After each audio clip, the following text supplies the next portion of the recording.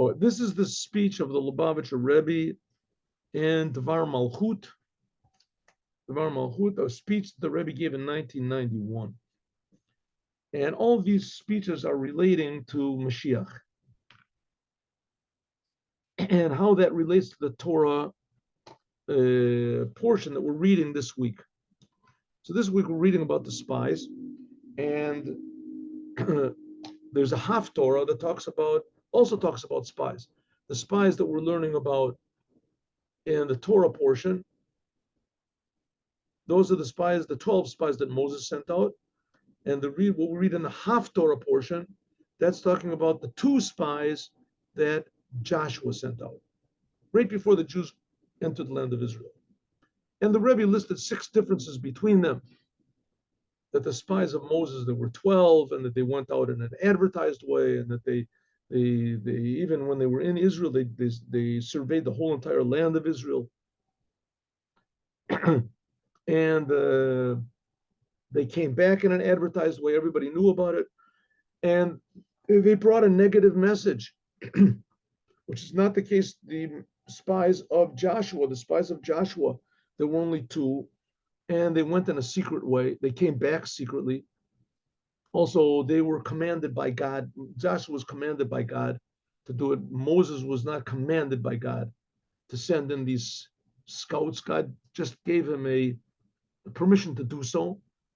And of course, the spies of Moses, they didn't succeed. They came back, and the Jewish people said they didn't want to go into the land of Israel.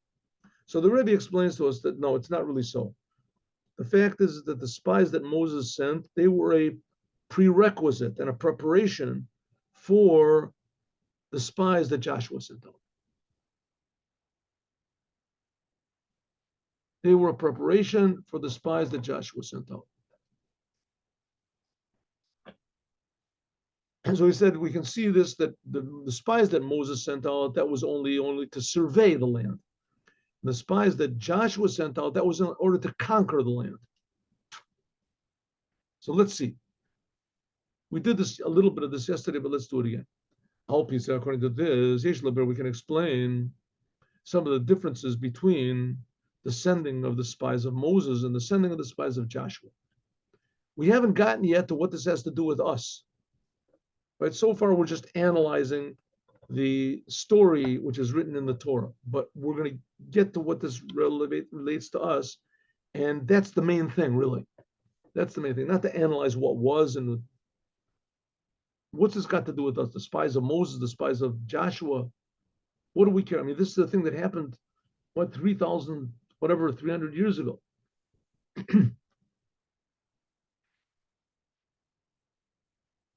Says the Rebbe, no, it's happening right now. If it's mentioned in the Torah, it's happening now. Here we go. In the time of Moshe, Lo Tziva, God did not command Moshe to send the spies in. Why? Because the reason, says Shasiba, that the reason of sending spies, like anyone who comes to make a war, there's in a strange land, it's not relevant when God is taking over the land. God promised Moses he was going to fight for them. So they didn't really have to send spies to bring back secrets or what the weapons were. God said it, don't worry what they have. Doesn't make any difference even if they've got atom bombs and they have, laser beams. They can have the most amazing weapons and sorcery, whatever in the world. God said, don't worry about it. I'm going to conquer the land for you. If so, why did they send out the spies? Why did Moses send out these scouts? That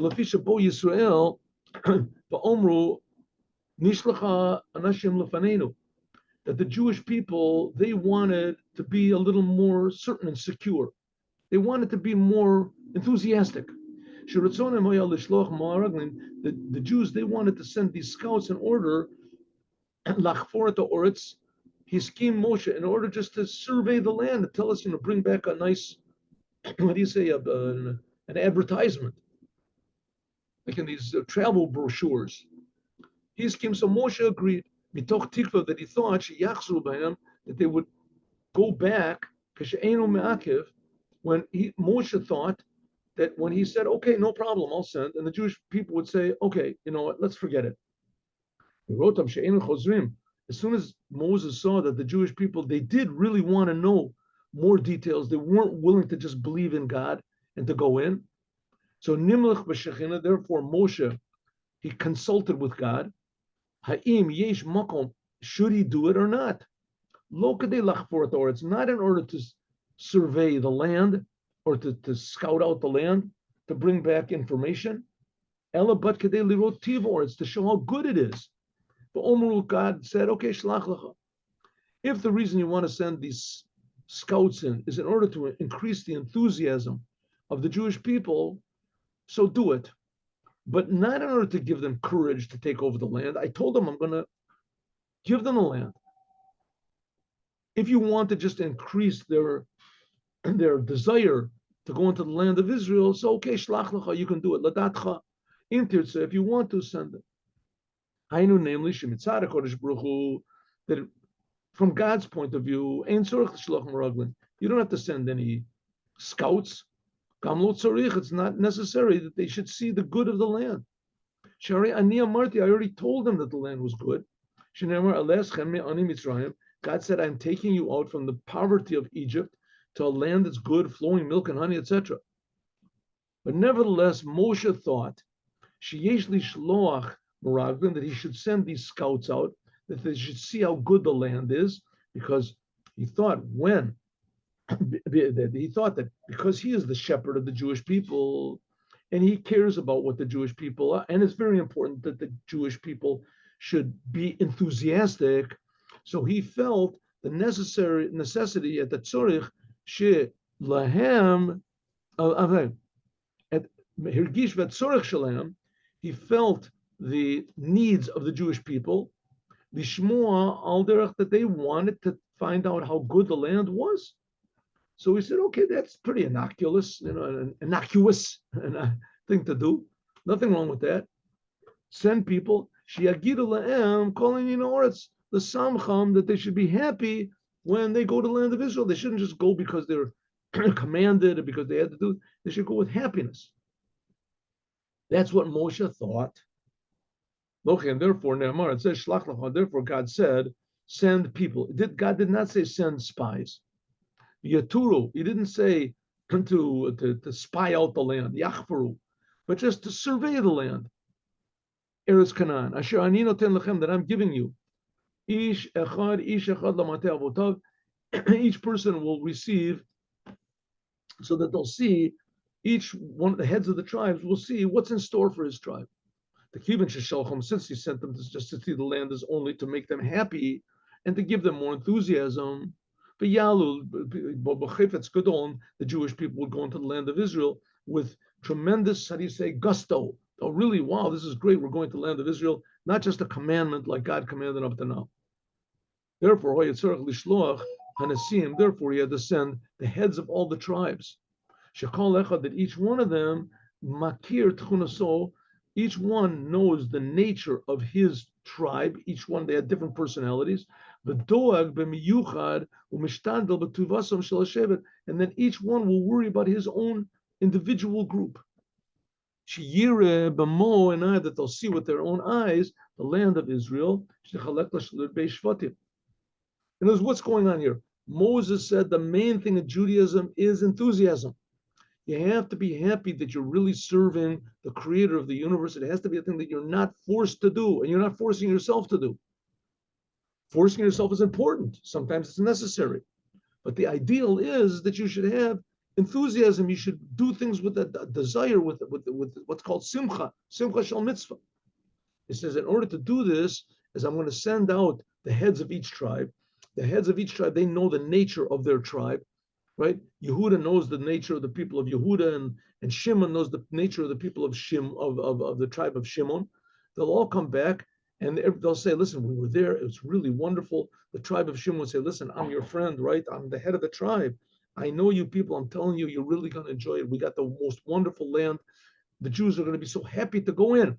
Each one will hear from their leader that the land is so wonderful, Tova Me'od, that it's very, very wonderful, then Yismach Lev, their hearts will be happy and they will go with a tremendous desire. That's what Moshe thought. Mitam said, therefore, all the 12 Meraglim, these 12 scouts, they went to survey the land of Israel, the Arakal the Rachba, to see every detail. Remember, we said before that the spies that Joshua sent in, they didn't go anywhere. They just went to just inside the border, inside the wall of Jericho. They didn't see the land at all. They just saw one little place, the one that they had to hide away. It said,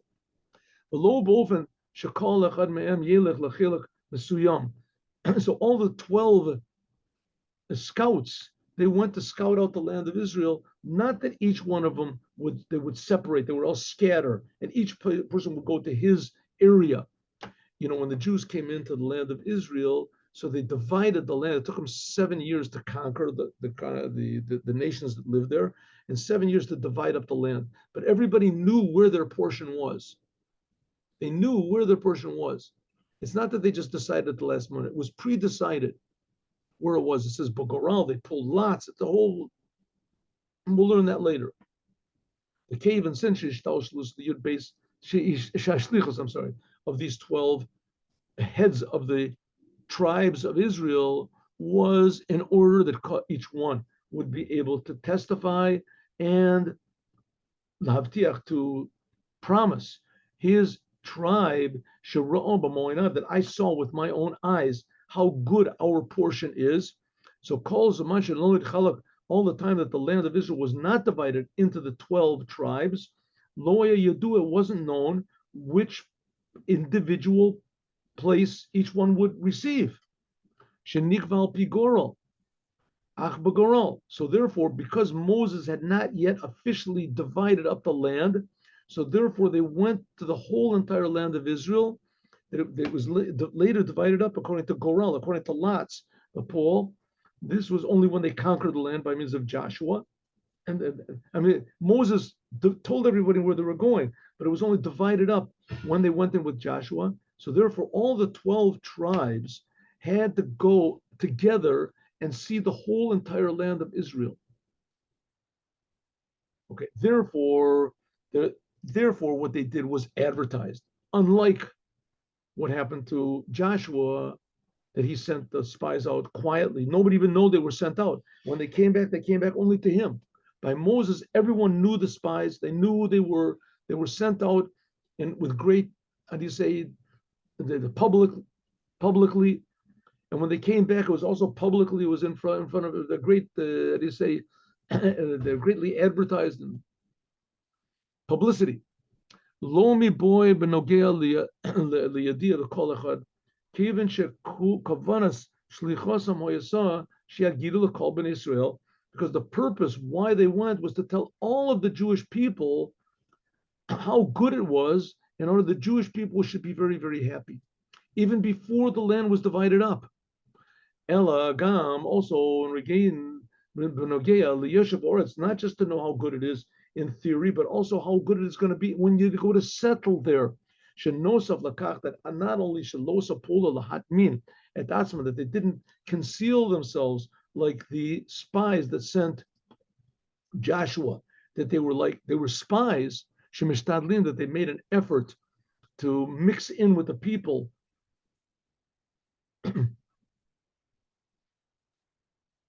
Shemishtadlin gam litarev, that it says that the spies that Moses sent out, they made an effort also to be mixed in with the people in order to hear what everyone was saying, if they're afraid or whatever. Kevan shalom nishlachu l'ragel, they weren't sent to spy out the land. Therefore, lo chashash la'orer tzumas leiv yoshvei oretz. Therefore, the spies, the 12 spies that Moses sent out, they weren't worried about publicity. They didn't even care if they were noticed by the people there. They had the promise of God that it was going to be okay. And they weren't going to conquer. They knew that they were going to conquer. Just because the conquering of the land was going to be by means of God, not naturally. So also that Moses sent out these spies and how they went in the land, all of them together, they didn't worry about any sort of a natural danger. which is not the case. The spies of Joshua, since that they were sent out not to see the good of the land, that already was done by means of Moshe. Elal derech b'dugma, like it says, kol aboim le'elachem. It was like someone that's coming to fight against another land. There is nachriya, but derech hateva, naturally, lochin. Therefore, yishlach Yoshua shnei anashim maraglim cheresh. Therefore, Joshua sent 2 spies, and he did it in the most secret, private, unpublicized way. He only sent 2. Why didn't he send 12? Because he didn't want them to be noticed. If there were 12 tribes, then was in order to let the 12 tribes of Israel, everything, how good their portion was. And that's not why Joshua sent in. He sent in order to Ragelet Oretz Misafek, because but in order to spy out the land, Lishloach Shnayim, he's only sent 2 people in order that they should be spies, true spies, and that they shouldn't be noticed. And also regarding the Jewish people, that the Jewish people shouldn't know that there was anyone sent out. Maybe it would get out. Mutav Shaloyedin, it's better that it shouldn't be publicized, so that no one will hear it outside. Sorry, Tzavah, he just sent warriors. Pinchas was one of them. They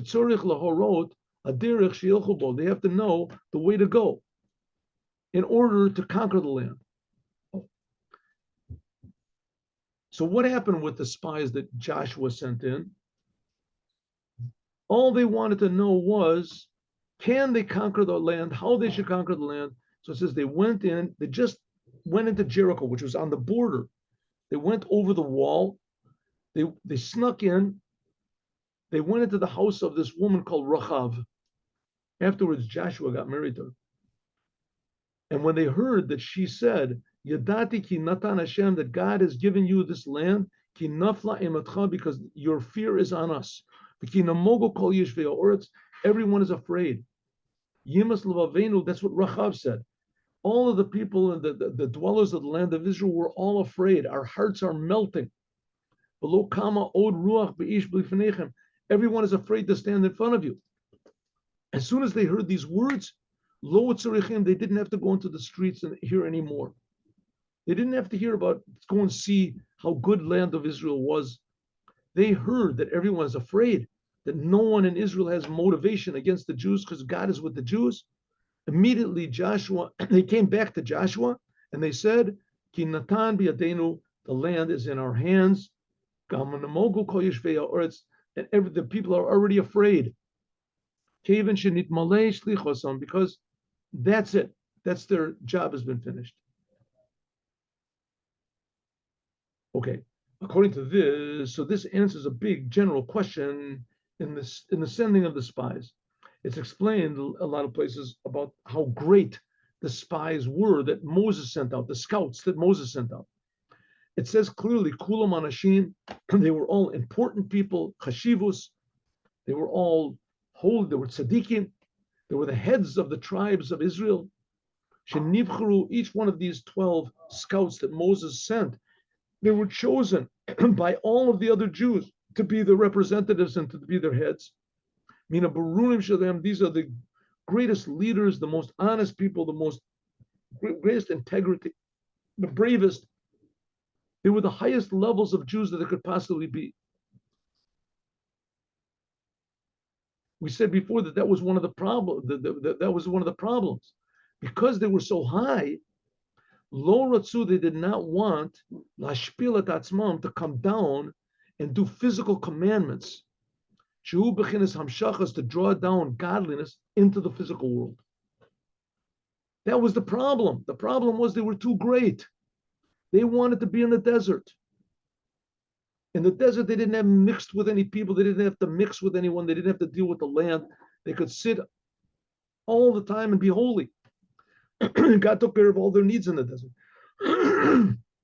Shabbat, that in the desert, that all they did was sit and learn Torah. The Torah had already been given like a year earlier in the desert. B'ma'amad ha'matzav shelo hayu tzarichim lasak b'inyanei olam. They didn't have to. It wasn't given a year earlier. It was given a few months earlier. Ad kedei kach, to the degree shagam achrei chait, after the sin, it said ein lem chelik l'olam haba. It says that after they made the Jewish people sin and they got punished, it says they don't get a portion in the world to come because their level is higher than the world to come. Lochen, therefore, ein olam haba. Therefore, for them to go to the world to come to get heaven, it's not a reward for them. In other words, what the sin that these 10 scouts did by convincing the Jews not to go into Israel, they had the best intentions. They wanted the Jews to remain holy, to remain in the desert. Listen, just think, if the Jews would have stayed in the desert, there wouldn't be such a thing as a non-religious Jew. There wouldn't be such a thing as an atheistic Jew, a reformed Jew, a conservative Jew, like a Bundes Jew, or whatever it is. There wouldn't be such a thing. In the desert, everyone knew that God existed. In the desert, they worshiped the golden calf. Okay, because Moses wasn't with them. They got confused.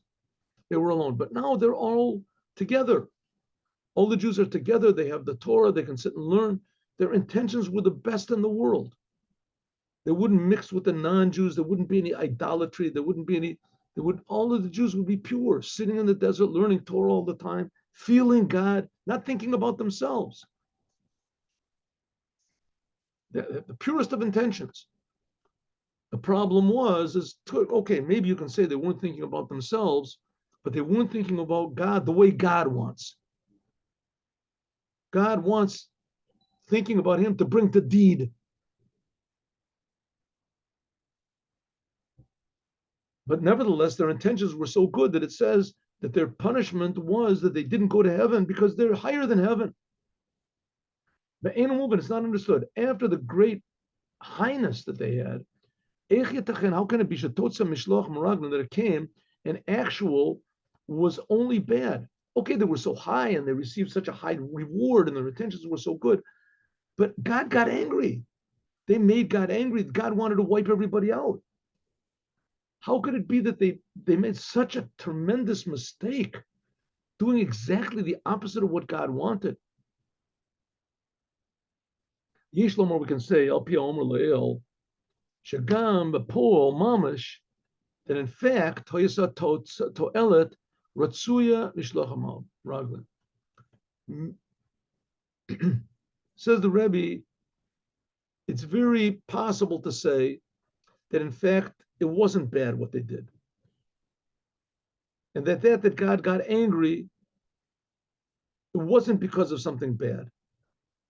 It was a necessary stage in the entering the land of Israel. We'll see. Kibeshuvam, for instance, when these scouts came back and they said, Banu el Eretz, we came to the land that we were sent, and also it is flowing milk and honey, and these are the fruits, Yadu, the Jewish people understood clearly and certainly, and not just in a way of faith, that the land, in fact, was just as good as Moses told them it was going to be. The Yadiyazu and this helped, and it had a good effect after time, namely after the 40 years when Joshua sent in the people, it led the people in, but Nogea Lekibush Oretz, to conquer the land by Joshua, Sha'alu b'simcha, that they went with a tremendous joy because of the scouts that Moses sent in 40 years earlier. Obomach Yoser, and even more. So they did have a good effect. And even in a deeper way, that what they did to scout out the land, Pa'alu, it made a very great thing, not just after time, but immediately.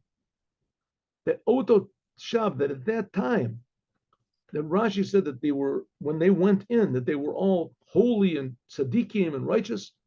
Tchila b'tichot kiva b'kinisat le'eretz al yedei kol ben Israel. It was the first time that Jews, as the Jewish people, went into the land of Israel. Before that, it was only inhabited by non-Jews. And it says, and they were the worst of the worst. They were murderers and liars and cheaters. They were the most decadent people of all, the 7 nations that inhabited Israel.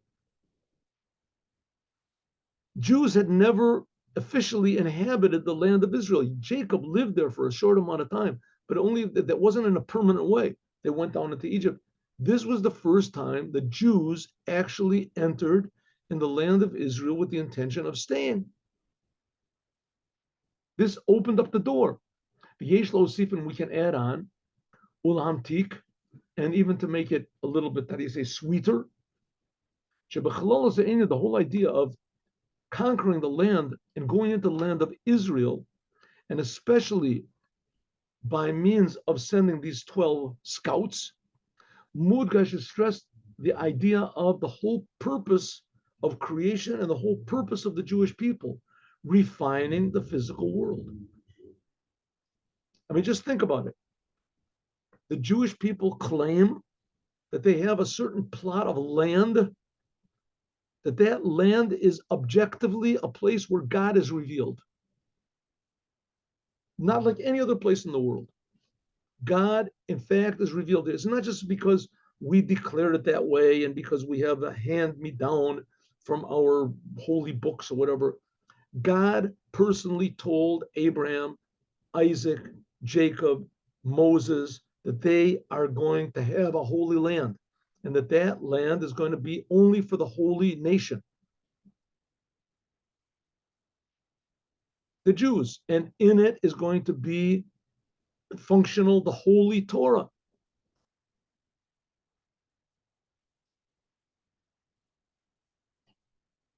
A holy land. So this is the whole idea of refining the physical world. Eventually the whole world is going to be holy. The Inyan Zeh, this is stressed especially by when the Jews went in with great joy and a tremendous, how do you say, a tremendous pleasure, and which was a result of what the spies, the scouts that Moses sent in, of Moshe. Shirah taught that they actually saw with their physical eyes, they saw how good the land of Israel is. That this joy and this desirousness that they had was not just because of the faith in God, that God said that it's going to be good, but because there were actual human beings that actually saw this. Yeshlomer, we can say that this is also hinted at what Rashi says, Oto Shakasherimu, that when these scouts that Moses sent in, that at that time they were all tzaddikim, they were kosher. It doesn't say that they were tzaddikim, it says that they were kosher. Why kosher? What does it mean kosher? Kosher are the first letters of the initials of Kemotze Shalal Rav, a sentence in Psalms. Kemotze Shalal Rav, like one who finds a great spoils of war. Shalal, this is a thing that first of all was by the enemy, and the person was against you, and the person that made war against you, and you conquered him, and you took the spoils of war through war. This is kamotze, it's like finding it. Namely, you didn't have to work for it. You just found the shalal. Shalom be'erich la'avodas v'yigiaso b'milchama. Ba'ad until shalal rav, until a tremendous shalal, a riboy gadol with a tremendous bounty. Ba'ad riboy she'en l'mayla mimenu, a bounty that there's no greater than it. Right? Let's say, for instance, to give you an example, the Vatican City makes war against Israel. And Israel sends, 10 people to talk to them out of it, and they make war against these 10 people, and the 10 people defeat them all in 1 minute, right? They give a punch to the biggest one, and all of them just run away, and they defeated their enemy. They didn't do anything. They go, and the whole place is empty. And they go searching around, and they find trillions and trillions of dollars with gold, with this. What did they do? They had an enemy. They made a little tiny effort to fight against this enemy. And all of a sudden, what are the spoils of war? Quadrillions of dollars and all of the vessels of the Holy Temple. That's called Shalal Rav. That's called a tremendous spoils of war. And it's called Motzei Shalal Rav. They just found it. They never dreamed that there's not commensurate to their efforts at all. And that's what the spies were. Kasher Kamotze Shalal Rav. The spies, the scouts that Moses sent into the land of Israel, they did a little bit of effort and they came back with a tremendous treasure, the land of Israel. True that in the end it didn't work out. We'll talk about the part that didn't. Let's just talk about the good part, that they came back with this positive message of Israel, and that is Kamotze Shalal Rav. That's what it means. At that time, they were proper. Ketochan, like it is a shlichos l'torah ta'oretz, their job to just scout out the land of the land of Israel as a beginning, as an opening to conquering the land of Israel, that all the Jewish people should go with happiness and with great joy into the land. This was birur tachton. This is talking about refining the physical world in a way of kamotze shalal rav. We are now in this physical world. The world presents us with a lot of problems, but the fact is, and we have to fight. We think it's hard. The fact is you'll see that it's not hard at all when we see what type of reward we get from the whole business, what type of treasures there are hidden in this world. Like we learned in Likutei Torah, Soviv Kolomi was it. Shazui, this is Kalola Salvoda. This is the whole idea of conquering the land and going into the land in order to refine the entire world, to make the whole entire world a dwelling for God, that by means of this will be the true and the completion of finding great treasure. Kadiskafia, when there is controlled the Sitra Achra, all selfishness, and transform the darkness of the world to light. Then there will shine the light of God in this place of darkness, and the Sitra Achra and the feeling of selfishness in the whole world will be transformed into Yitron or Minachoshech, a better type of light that comes from darkness. There's a story, it's told by the previous Lubavitcher Rebbe, and it is, maybe I should tell this in the story time, but I'll tell it to you anyway. That there was, when the previous Lubavitcher Rebbe was in Russia, he was a young boy. Maybe, I don't know if he was even bar mitzvah yet. Anyway, they were making a farbringen. Either the Hasidim were or his father was, and it went on till late at night, and they ran out of vodka. And the Hasidim, the thing is, the Hasidim would sit around and they would drink vodka, and they would. So they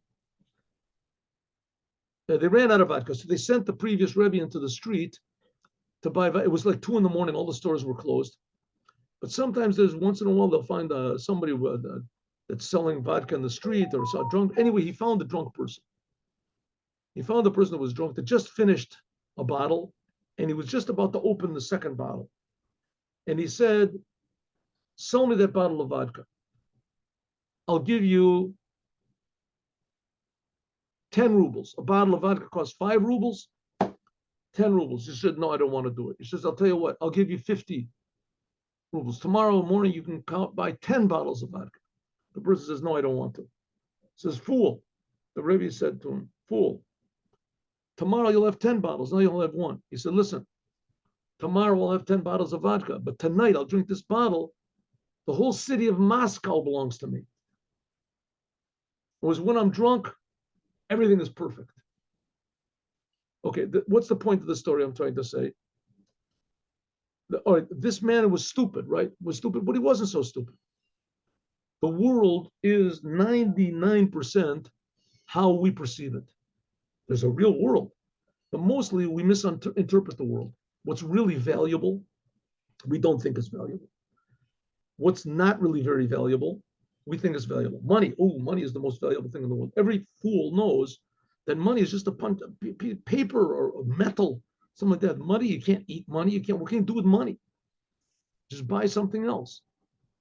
What's really valuable is the use that you get out of it, the clothes that you wear. And the clothes is also not the main thing. Why do you put on clothes? They'll be acceptable to other people so that you can get things done in the world. The accomplishments, whatever that you make in the world, the positive thing, that's what's really valuable. what you value, that's what's valuable. But if tomorrow they say gold is not worth anything, fish is worth, that's our currency. So then all the gold, right, Fort Knox and everything, they just go bankrupt. Only people are the fish salesmen, right? what's really valuable is what we consider to be valuable. Really, maybe what's really valuable is us ourselves, and we're just creations of God. Maybe what's really valuable is what God says is what's really valuable. And that's what it means when the world is filled with the awareness of God, then everybody's going to be happy like they found billions and billions of dollars. Once I got, I am being created. I am a treasure. Every human being is a treasure, a hidden treasure, but it won't be hidden. And that's the whole idea of sending these scouts into the land of Israel. That was the beginning of revealing the true treasure of this physical world and every moment in it, as we'll talk about more, God willing, tomorrow. Now let's do the Yom Yom. Okay, here we go. 1 minute. Yeah. One second. 1 minute. Stop.